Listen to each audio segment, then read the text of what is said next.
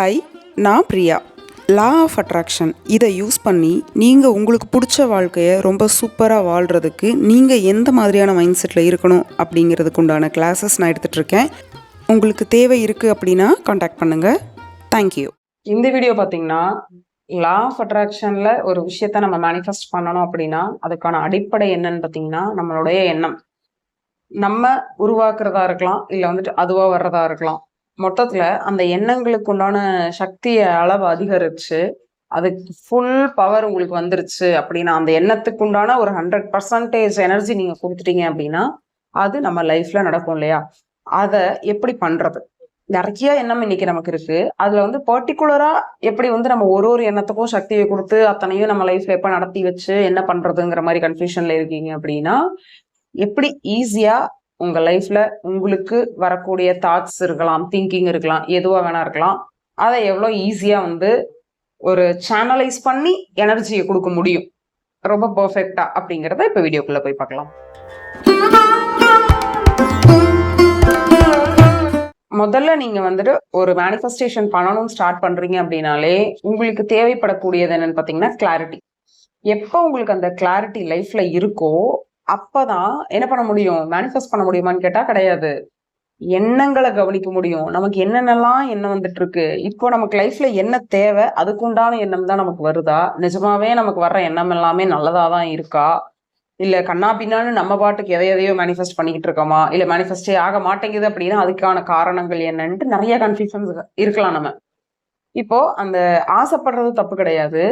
ஆனா ஆசைக்காக ஒரு விஷயம் நடக்கிறதுக்கும் நம்மளோட தேவைக்காக ஒரு விஷயம் நடக்கிறதுக்கும் உண்டான டிஃபரன்ஸ் இருக்கு இல்லைங்களா? சோ நிஜமாவே எனக்கு இது தேவைப்பா. இப்ப வந்துட்டு எப்படி சொல்லலாம், இப்ப வந்து ஒரு லக்ஸரியா ஒரு பொருள் வாங்குறதுக்கும் நீடுக்காக வாங்குறதுக்கும் உண்டான டிஃபரன்ஸ் தான் நான் சொல்றேன். சோ இந்த ரெண்டு எண்ணத்துல ஒரு ஆர்டிபிஷியலே இல்லாம உங்களுக்கே தெரியும் அந்த எண்ணத்தை வரும்போதோ இல்ல அந்த விஷயத்த பத்தி நீங்க நினைக்கும் பொழுது உங்களுக்கே ஒரு ஹாப்பினஸ் வரும், அந்த மன திருப்தி வரும். இதெல்லாம் வந்து கண்டுபிடிச்சுக்கலாம். ஓகே, இந்த எண்ணத்தை நான் நினைக்கும் பொழுது இல்ல இந்த எண்ணம் எனக்கு வரும் பொழுது நான் இப்படி ஒரு மனநிலையில தான் இருக்கேன் அப்படின்னுட்டு.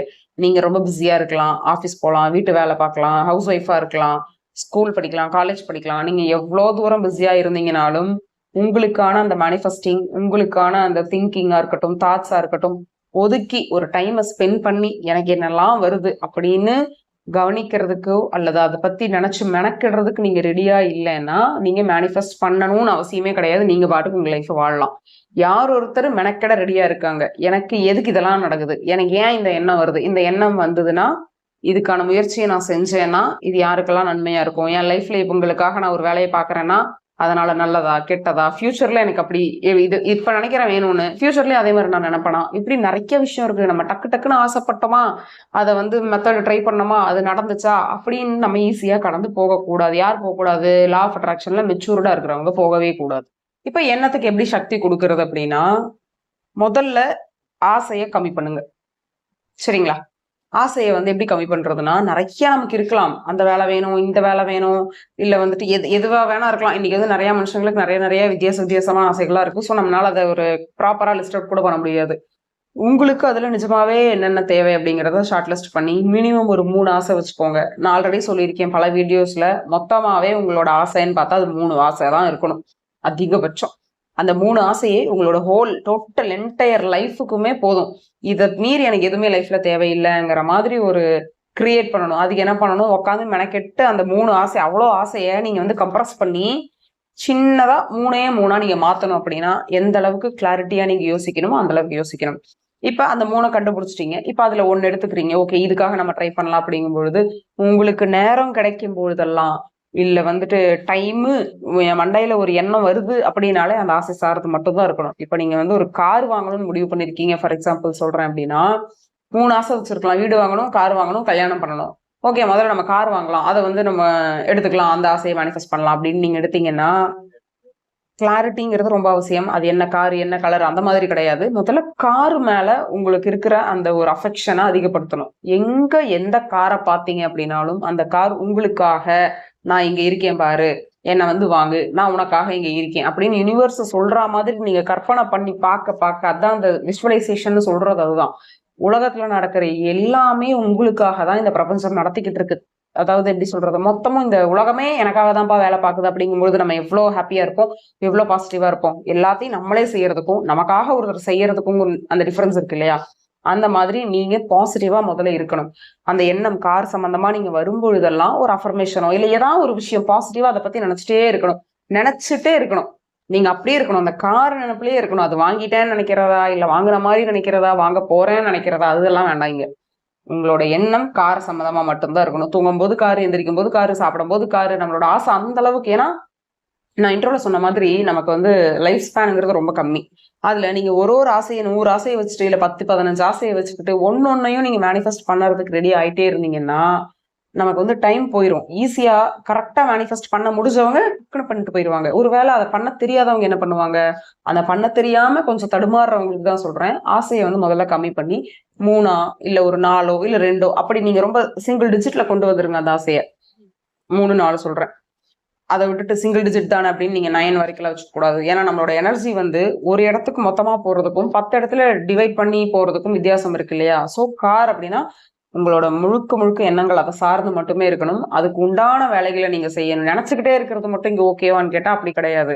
ஆஸ்க் பிலீவ் ரிசீவ் கிடையாது. அந்த ரிசீவுக்கு முன்னாடி வேலை பார்க்கணும்.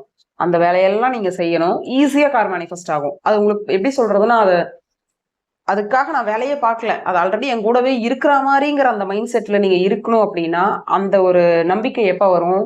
எண்ணத்தை அதிகப்படுத்துறீங்க. ஒரு நாளைக்கு 100 தடவை அதை நினைக்கிறீங்க இது வரைக்கும்னா, ஒரு நாளைக்கு இனிமே நீங்க 10,000 தடவை நினைக்கணும். அப்படி நினைக்கும் பொழுதுதான் அந்த ஒரு சாதாரணமா இருந்த ஒரு எண்ணம், நான் கார் வாங்கணும் அப்படின்னு சாதாரணமா இருந்த ஒரு எண்ணம், என் வீட்டு வாசல்ல இன்னைக்கு நான் நினைச்ச மாதிரி ஒரு காரை நிக்க வச்சுட்டேன் அப்படின்னு அந்த ஆக்ஷன் மூலமா எண்ணமா இருந்த ஒரு விஷயம் இன்னைக்கு ரியாலிட்டியில நடக்குது இல்லைங்களா?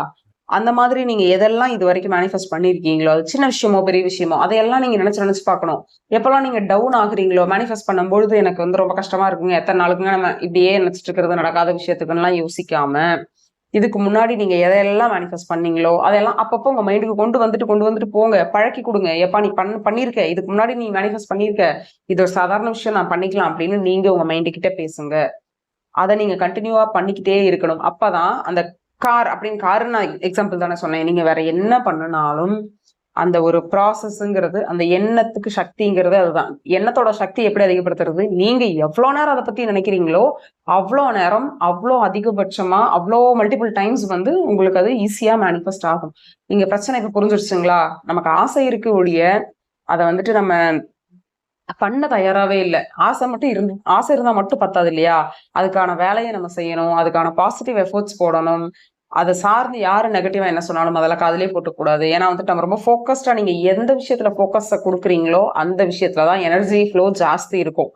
ஒரு மாதிரி தடுமாறாம யார் மேலையுமே நீங்க நம்பணும்னு அவசியம் இல்லை. நான் யூனிவர்ஸ் கிட்ட சொல்லிட்டேன், எனக்கு அவங்க பண்ணி கொடுப்பாங்க, நல்லதா பண்ணி கொடுப்பாங்க, நான் இதைதான் கேட்டிருக்கேன் அப்படின்னுட்டு ஒரு எப்படி சொல்றது, ஆணித்தனமான ஒரு நம்பிக்கையை நீங்க பிரபஞ்சத்து மேல வச்சுட்டு, உங்களோட எண்ணத்து மேல நீங்க வச்சுட்டு அதுக்கான வேலையை செய்யணும். நான் திரும்ப சொல்றேன், எண்ணத்துக்கு சக்தி கொடுத்துட்டேன் அப்படின்ட்டு நீங்க உட்காராம அந்த சக்தியை வேலையா நீங்க மாத்தும் பொழுது ஈஸியா இன்னும் உங்களுக்கு எல்லாமே விஷயங்கள் மேனிஃபெஸ்ட் ஆகும். நீங்க ரொம்ப தீவிரமா பிரபஞ்சத்துக்கு கூட இணைஞ்சிட்டீங்க அப்படின்னா நிறைய விஷயங்கள் விதவிதமா உங்களுக்கு மேனிஃபெஸ்டேஷன்ஸ் நடக்கும். அதை நீங்க வந்துட்டு மெனக்கெட்டு இருக்க தேவையில்லை, அவ்வளவு தூரம் நினைச்சு பார்த்துருக்க தேவையில்லை. இன்ட்யூஷன் மூலமா அழகா நமக்கு எல்லாத்தையும் பண்ணி கொடுப்பாங்க. நீங்க ஒரு விஷயம் நினைச்சீங்கன்னா இம்மீடியட்டா நடக்கும். இப்படி வந்துட்டு எப்படி சொல்றது, ஈஸியா வாழணும். அந்த ஈஸியா வாழணும் அப்படின்னா ஆசையை கம்மி பண்ணுங்க, அளவான எண்ணத்துக்கு அதிகப்படியான சக்தியை கொடுங்க, பாசிட்டிவா இருங்க, வேலை பாருங்க. இவ்வளவுதான். பிரபஞ்சத்தை முழுசா நம்புங்க. நம்ம வந்து எப்பவுமே ஒரு வாழ்க்கையில வந்துட்டு நம்ம மனுஷங்க மேல வைக்கிற நம்பிக்கை, மனுஷங்க மேல வைக்கிற அன்பு, அந்த காதலை நீங்க கடவுள் மேலயோ பிரபஞ்சத்து மேலயோ வச்சீங்கன்னு வைங்களேன், அது எப்படி சொல்லலாம்னா நல்லா இருக்கும். நம்ம ஒருத்தரை லவ் பண்றோங்கிறத விட நம்மள ஒருத்தர் லவ் பண்றாங்கும் பொழுது அந்த ஹாப்பினஸ் எப்படி இருக்கும், அந்த மாதிரி நீங்களும் யூனிவர்ஸ் லவ் பண்ணுங்க. ஆனா யூனிவர்ஸ் உங்களை லவ் பண்றாங்கிறத உங்களுக்கு அவங்க உணர்த்துவாங்க. எனக்கு என்ன அதுல ரொம்ப பிடிக்கும் அப்படின்னா, நான் வந்து மூட்டை தாத்தா மேல வந்து ரொம்ப அதீத காதலோட இருக்கும் பொழுதெல்லாம், இவரு கூட வந்து ஹியூமனாலாம் இருந்திருக்கிறாரு, நம்ம பார்த்திருக்கோம். ஆனா இந்த நான் சொல்ற அந்த முருகரா இருக்கட்டும், இல்ல பிரபஞ்சமா இருக்கட்டும், இவங்களுக்கு எல்லாம் உருவமா நம்ம பார்த்தது இல்ல, பிரபஞ்சத்துக்கு உருவமே இல்லை. ஆனாலும் நமக்கு புரியுற மாதிரி அழகா நம்ம கூட கம்யூனிகேட் பண்ணுவாங்க. நான் உங்க கூட இருக்கேன் அப்படிங்கறத நம்ம கிட்ட அவங்க சொல்லுவாங்க இல்லையா? இந்த மாதிரியான கனெக்ஷன்ஸ் ஏற்படுத்தணும் அப்படின்னா நம்ம பிரபஞ்சத்துக்கு உண்மையா இருக்கணும். அந்த உண்மை அந்த காதல் வந்து அழியா காதலா இருக்கணும்.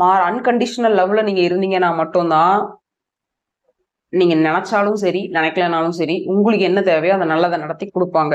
சரிங்களா? ஸோ யூனிவர்ஸ் கூட நீங்க வந்து எந்த அளவுக்கு கனெக்ட்ல இருக்க முடியுமோ இருங்க. இதுக்கு முன்னாடி நான் சொன்னது எல்லாத்தையுமே ஃபாலோ பண்ணுங்க. ஹாப்பியா இருங்க. தேங்க்யூ.